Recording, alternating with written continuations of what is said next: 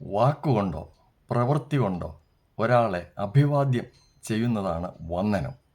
പോസിറ്റീവായിട്ടുള്ള വന്ദനമുണ്ട്, നെഗറ്റീവായിട്ടുള്ള വന്ദനവും ഉണ്ട്. ലൂക്കോസിൻ്റെ സുവിശേഷം 1:28 നാം വായിക്കുന്നു, ഗബ്രിയേൽ ദൂതൻ മറിയയുടെ അടുക്കൽ ചെന്ന് കൃപ ലഭിച്ചവളെ നിനക്ക് വന്ദനം എന്ന് പറയുന്നു.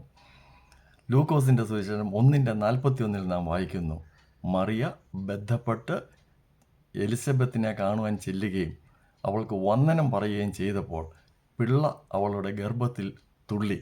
കൂടാതെ എലിസബത്ത് പരിശുദ്ധാത്മാവ് നിറഞ്ഞവളായി എന്നും നാം വായിക്കുന്നു.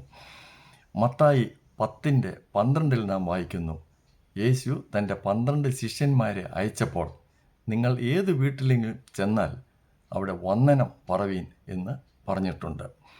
മത്തായി 26:49 വാക്കും പ്രവൃത്തിയും ചേർന്ന ഒരു വന്ദനം നാം കാണുന്നുണ്ട്. യൂദ യേശുവിനെ ഒറ്റിക്കൊടുക്കുമ്പോൾ റബ്ബി വന്ദനമെന്ന് പറയുകയും അവനെ ചുംബിക്കുകയും ചെയ്ത് അവൻ്റെ മേൽ കൈവച്ചു എന്ന് നാം വായിക്കുന്നുണ്ട്.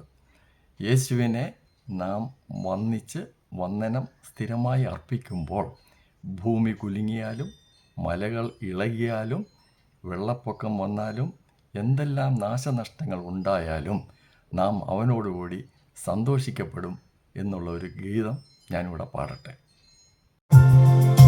കോടി കോടി ദൂതരുമായി യേശുരാജൻ വരും നേരം മരിച്ചവർ ഉയർത്തിടും, വിശുദ്ധന്മാർ പറന്നിടും, കർത്തനുമായി ആനന്ദിപ്പാൻ മനമേകെ വന്നിടുമ്പോൾ ഞാനും ചേർന്ന് ആനന്ദിക്കും എന്നേശുവോടുകൂടെ.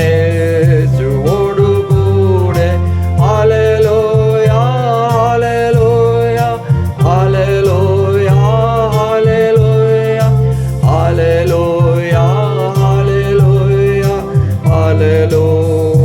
ഹല്ലേലൂയ.